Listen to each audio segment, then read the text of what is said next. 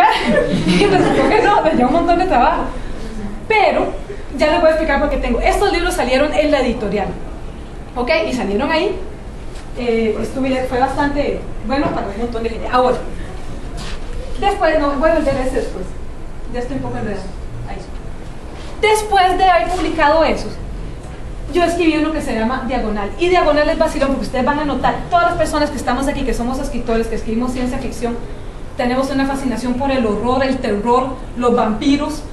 No sé por qué van juntos, bueno, sí sé por qué, porque las historias de los salvajes, para mí, yo escribí Los Salvajes, luego escribí ciencia ficción, y entonces me dijeron que yo era una autora de ciencia ficción, y yo no había pensado que hubiera una diferencia entre la historia que yo cuento en el Telémaco y la historia que cuento en Los Salvajes.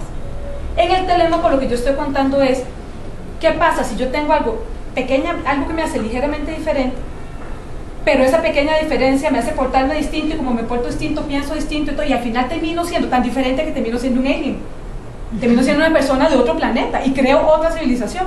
Pero para mí es lo mismo que qué pasa si la reencarnación existe, o qué pasa si Vivaldi está conspirando con el diablo por mi alma.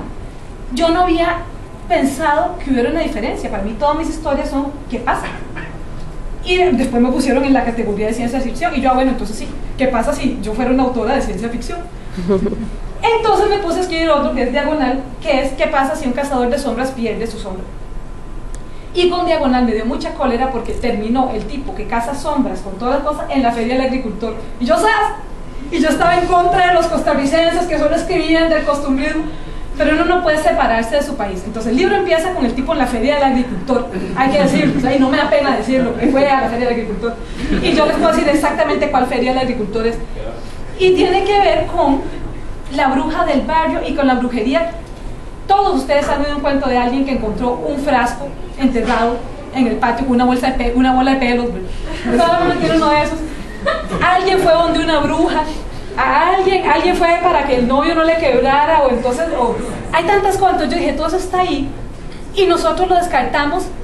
Es como tan raro, estamos súper orgullosos de ser los costarricenses de la Yunta de Bueyes, pero no los costarricenses con la brujería, los costarricenses que piensan en reencarnación, los costarricenses como Franklin Chan, que construyen motores de plasma que nos van a llevar a Marte.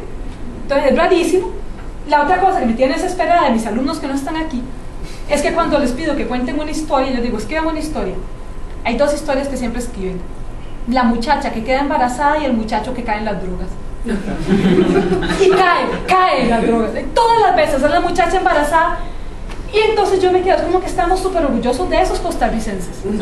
El de las drogas, la panzona y el de la Yunta de Bueyes. Pero no los otros que están locos, que tienen ideas rarísimas. O sea, San José es una ciudad tan oscura y tan extraña que a mí no me extrañaría que pasara el batimóvil a medianoche por ello. Estoy segura que pasa. Hay lugares, ustedes han estado de pelón en lugares, no me digan que no, y uno puede escribir antologías, pero por alguna razón estos costarricenses que somos nosotros no contamos.